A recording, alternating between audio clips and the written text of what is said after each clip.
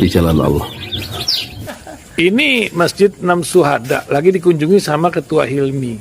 Modal awalnya berapa Pak Yudi Pramuko? 750.000 Rp750.000 aja. Jadi ini 500 jutaan nih barang. Sekarang udah habis 310. Masya Allah, tuh udah pakai keramik, laponnya tinggal. Granit tuh kayak marmer. Tuh, Masya Allah nih, sampai juga kita ke sini. Masjid Enam Syuhada, ngapa namanya Masjid Enam Syuhada, Ya, Pak Yudi? kita mau mendokumentasikan perjuangan dakwah nama anak muda pengawal Habib Rizik Syihab itu. Masya Allah. Yang dibunuh sama orang jahat di kilometer 50. Kilometer 50 ya. Itu kan simbol memperjuangkan dakwah itu kita harus memberikan segalanya untuk Islam kan ya, untuk Masya dakwah Islam. Allah. Dan nama anak muda itulah yang sudah memberikan segalanya untuk Islam. Masya Allah. Apa nanti nama pemuda itu ada juga di sini mungkin diterapkan? Mungkin namanya 6 syuhada. 6 syuhada itu, Iya, 6 syuhada dipasang di sini, 6 syuhada. Bip Ali, apa yang dikomentarin dari ini semua, Bip Ali? Masya Allah, luar biasa. Dari uang 700.000, kalau pengen ternyata bisa. Bisa. Allah kirim. Tuh, bisa. Ya, dengan Masya. masuk satu gang kecil, tapi Bapak ini luar biasa. Kecil tuh. Oh, Masya Allah ya. Satu call aja. Masya Allah. Perjuangan Pak Yudi Pramuko, YouTuber sejagat paling tua. Tertua di semesta. Tertua di semesta. Masya Allah. Tukang donat. Tukang donat. Tukang donat dari Paru. Ini saya laporkan dari lapangan ini, langsung dari Masjid Enam Syuhada. Masya Allah. Dan ini dia. Dalam lihat ah. Tuh lihat tuh masjidnya. Tuh imamnya di situ tuh. Malam-malam lagi kita. Masya Allah. Masih kurang nih.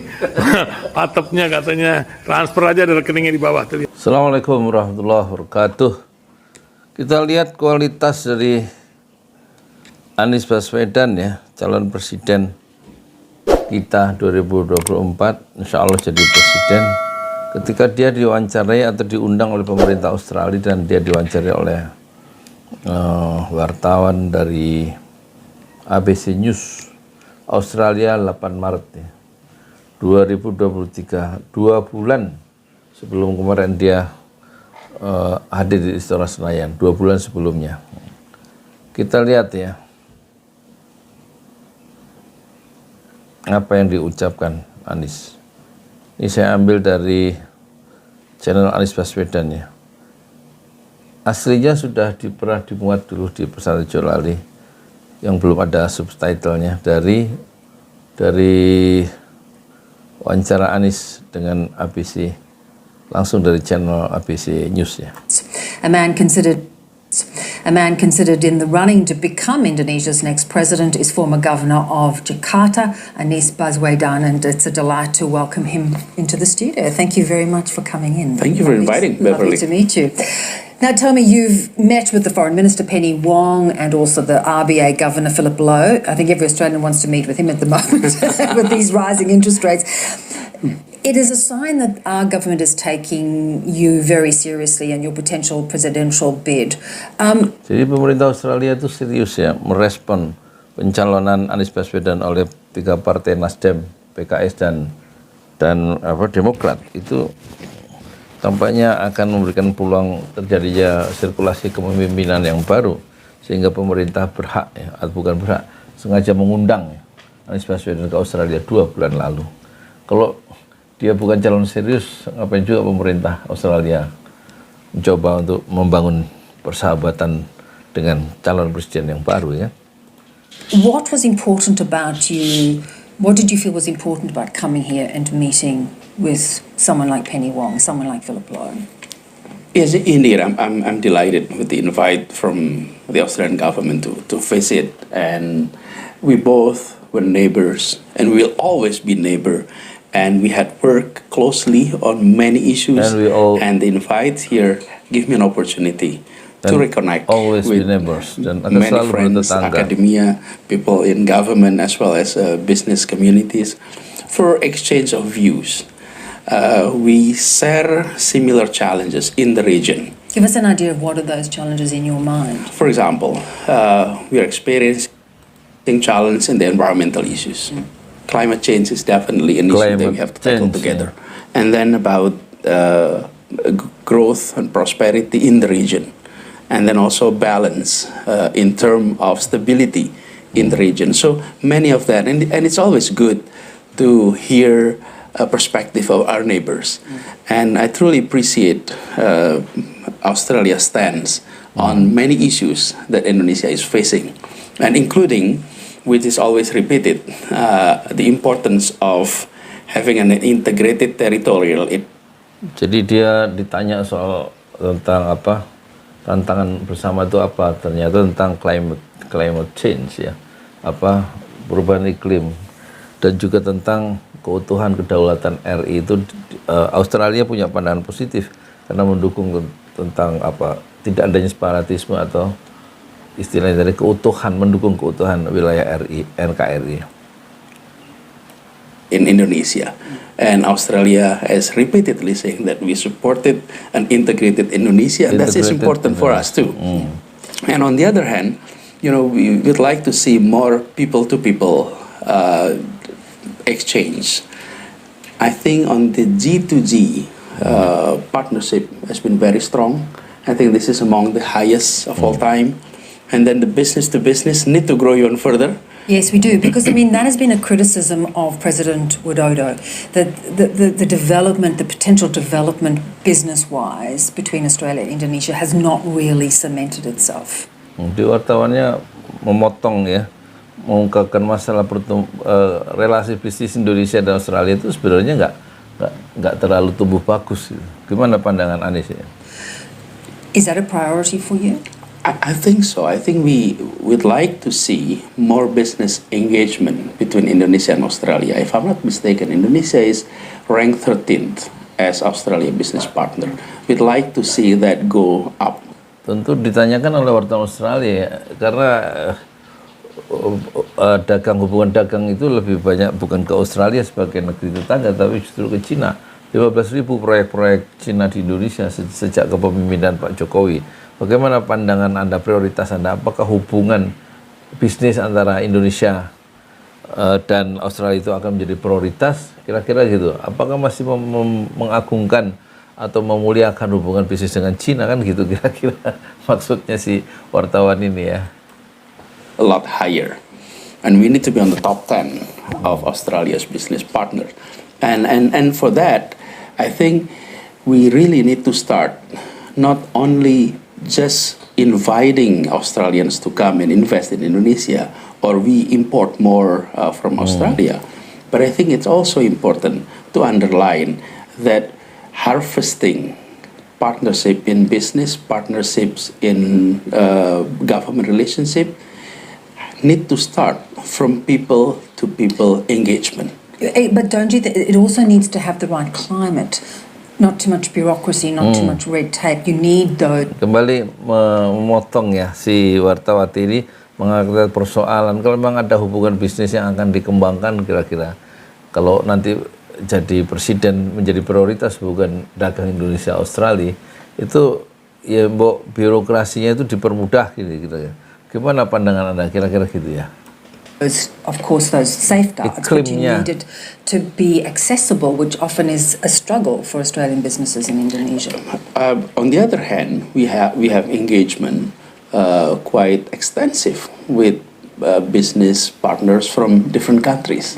So I think it is also about how we view each other, as that we need each other. Pinter ya, Anies itu diplomatis kan ditanya soal bagaimana birokrasi yang ruwet itu nanti dalam membangun hubungan dagang atau bisnis di Australia dan Indonesia. Itu juga kita kata Anies dia ngeles sebenarnya Anies itu ngeles. Kita juga punya pandangan yang berbeda dengan negara-negara lain, punya pandangan yang khas gitu ya. Tapi dia nggak menjawab gimana memecahkan persoalan birokrasi yang menjadi kesulitan dari pebisnis Australia selama ini gitu. Soal birokrasi Indonesia yang ruwet. Dia nggak jawab. And we are the closest neighbors. For Australia, Indonesia is the closest to the north, and for us, whenever we're looking to southeast, it's Australia. And I think the feeling of closeness need to be strengthened. And I think that is the area which, based on our conversation in Sydney, in Canberra, and today, I believe that is the message that we need to echo even louder. Let's talk a little bit about the divisiveness of politics in recent years. We see it still going on in America, awful divisiveness. We had a period here in Australia which seems to be easing a little bit. You have been very heavily criticised for a very divisive campaign when you ran for governorship and won because you teamed up. You played the religion card and it's kind of haunted you ever since. Do you regret it? Let me put it this way. Sekarang tema soal politik identitas, tapi dia pakai istilah apa tadi, kartu agama, apa bahasa Inggrisnya tadi. Dan Anda menang waktu jadi gubernur, bagaimana, apakah menangnya Anda sebagai gubernur itu Anda menyesali nggak dengan cara menjual isu agama yang itu akan membelah masyarakat? Gimana jawaban Anies ya? Whenever you have an election, and then you have competing candidates. Give you one example. If the candidates were different in terms of gender, one male and one female, then gender issue will dominate the conversation. It can be the divisive factors. But you could have played the bigger man. Let me continue that. And then if the candidates come from different ethnic groups, then ethnic issue can divide. And even sometimes when you have a referendum where there is no person, there is no faith involved, it can be divisive. Look at the Brexit, for example. It was divisive there. Brexit ya, itu memilih apakah Britain itu akan keluar dari Uni Eropa atau tidak ya. Jadi siapa nih, Anies menjawab sangat diplomatis karena soal agama itu bukan satu-satunya isu yang membelah masyarakat, tapi kalau orang itu satu calon berdasarkan gender, yang satu perempuan, lawannya adalah laki, itu juga menjadi isu gender, itu akan menjadi faktor yang membelah masyarakat. Begitu juga faktor apa tadi?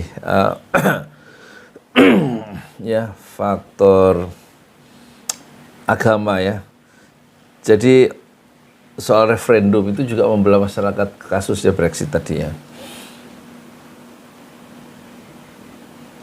Jadi seolah-olah Anies ingin mengatakan faktor pembelah itu bukan hanya soal isu agama, tapi juga isu gender, isu referendum, dan isu-isu yang lain yang membuat masyarakat terbelah dalam satu persaingan politik, dalam satu kontestasi politik, kompetisi politik ya, untuk mencari pemenang.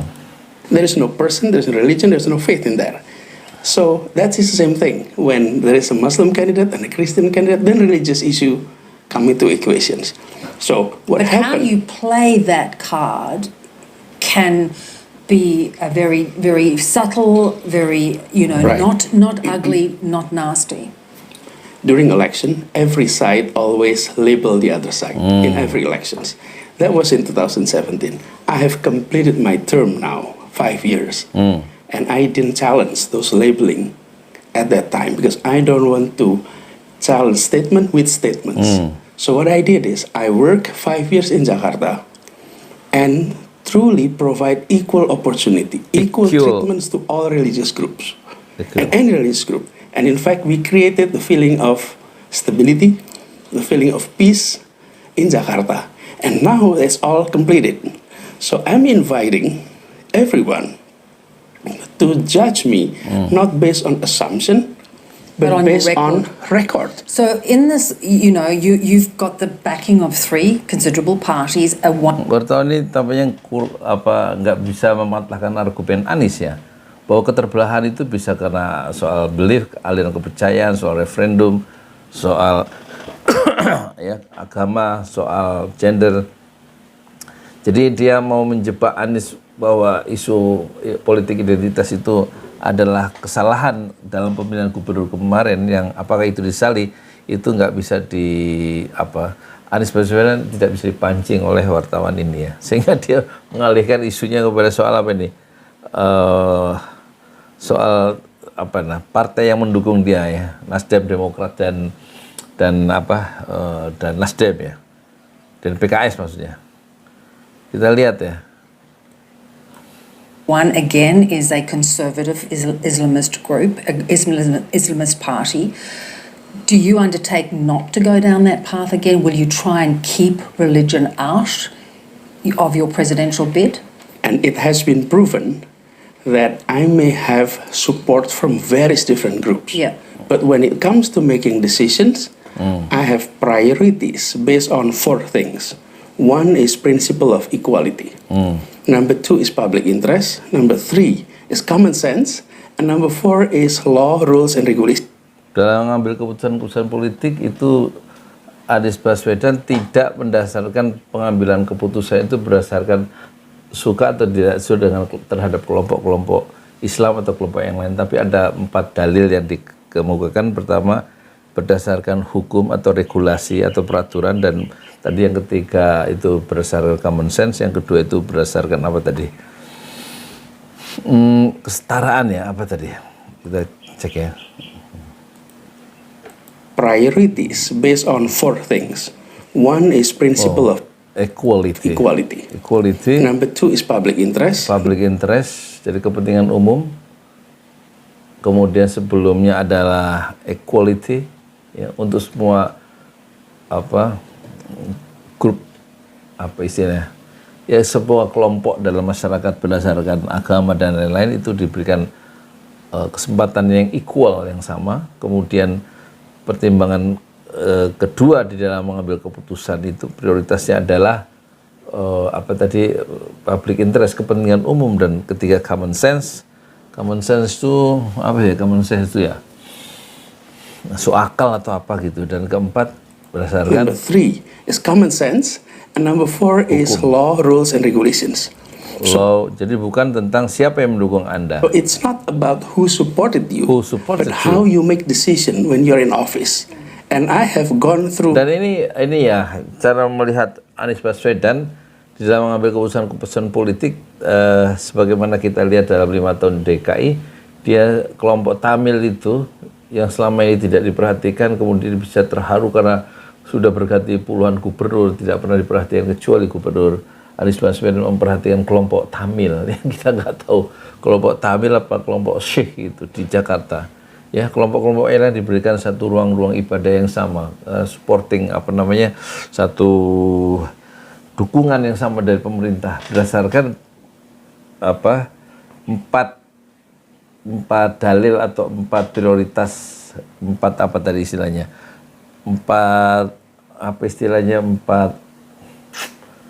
patokan ya, 4 kebijakan yang selalu dipakai Anies untuk mengambil keputusan politik ya, bukan berdasarkan kepada siapa yang mendukung Anda, tapi berdasarkan prinsip yang 4 tadi. Yang pertama, dia ngambil keputusan berdasarkan satu, equality, kesetaraan terhadap semua kelompok, semua kepercayaan, semua aliran kepercayaan atau semua agama, belief, dan juga berdasarkan yang kedua adalah kepentingan umum, kepentingan publik secara luas, secara umum, dan ketiga common sense, dan keempat dia mendasarkan keputusan politiknya berdasarkan hukum, aturan, dan undang-undang. Ya, itulah sekedar untuk mengenal Anies Baswedan ya. Moga-moga ada gunanya. Kita tutup dulu sekarang mau maghrib. Assalamualaikum warahmatullahi wabarakatuh.